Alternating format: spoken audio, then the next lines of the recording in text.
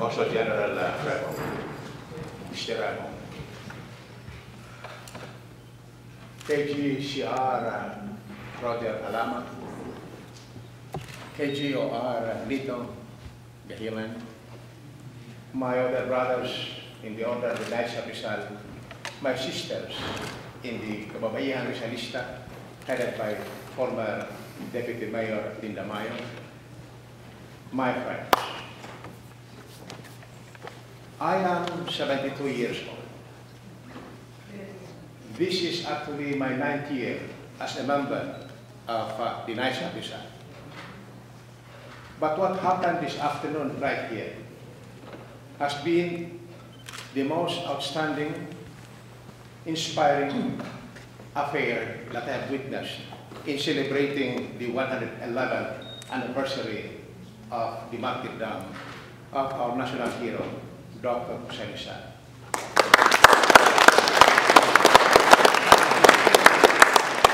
I have been moved and inspired and overwhelmed by the contrasts that had occurred between December 30, 1896 and December 30, 2007, right here in New Jersey.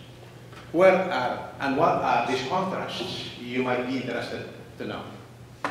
First, for the first time, I noticed that the writing of the Ultimo Adios was in 3 languages. During the time of Rizal, it was only in Spanish.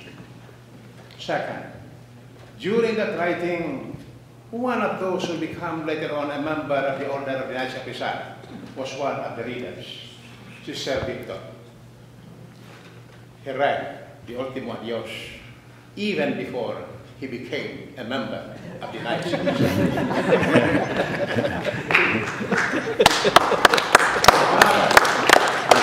Jose Rizal, before he even started, told me, Supreme Commander, we must first have our lunch before. Because I do not want to die with the hands.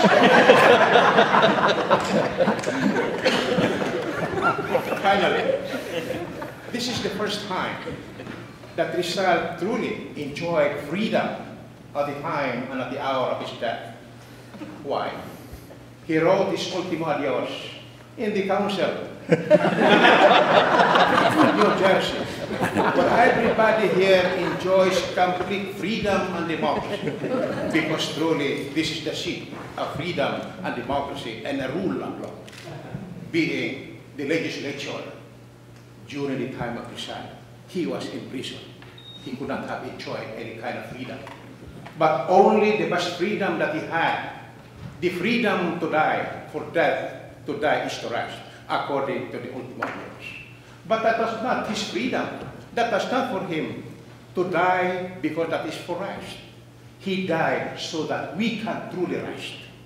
It was rest not for him. It was rest for the Philippines. Resting in freedom, democracy, truth, peace, stability, prosperity, and justice. That was the freedom that he longed for. And indeed, for Rizalian year 2007, our theme is Rizalism, key to global peace, prosperity, and progress. And so here you are, only the chapter of Lito and your chapter here in New Jersey could bring together the ferocity of oppression and injustice and corruption then, and now the freedom that we are truly enjoying. Not the freedom that we have in the Philippines alone, but the freedom for us Filipinos in the land of freedom, the biggest democracy outside of India. I say outside of India because India is the biggest democracy. Not only because of the sheer number of people involved, but because of the geographic location. And you know, another contrast. When the 3 delivered the interpretative last farewell, I immediately remember also another poem of great freedom, and that is the poem entitled Invictus, which I have memorized even when I was in college. This is written by William Ernest Henry, and it is really a voice of freedom coming from within. And it reads, and I quote, "Out of the night that covers me, dark as the pit from pole to pole, I thank whatever gods may be for my unconquerable soul. In the fire floods of circumstance, I have not wings nor glide aloud. Beneath these bloody rings of chance, my head is bloody but unbowed. Beyond the space of blood and tears, looms but the horror of the share, and yet the menace of the years find and shall find me unafraid. It matters not how straight the gate, how charged punishment is called. I am the master of my fate, I am the captain of my soul." So I could hear these words when the three, Victor, Ed, and Ben, recited this one after the other. The beauty, therefore, in this celebration is that we have lived what had happened 111 years ago. And I hope that we will continue to live. By living simply means that we have to live the life of the Son, dedicated in full with love without measure, for that is the real meaning of love. It is without measure. Because the true measure of love is love without measure. That is all to it, especially when it comes to country and our home and our people. So I salute Lito and the officers and the members of the New Jersey chapter of the Order of the Knights of the Sun. And you know what is happening to me right now? I have lost my colds. Our content was also suffering from colds. But when we came together to celebrate the 111th anniversary, something had happened to us. In like manner, that 89 years after the death of the Son, another hero was murdered, assassinated at the tarmac. That was in 1983. Again, that was a new beginning for the Philippines, as did Rizal in 1896, when he really started the real beginning of freedom and democracy in our country, the birth of the Filipino nation. So we must congratulate ourselves now for being the inheritors of a glorious past.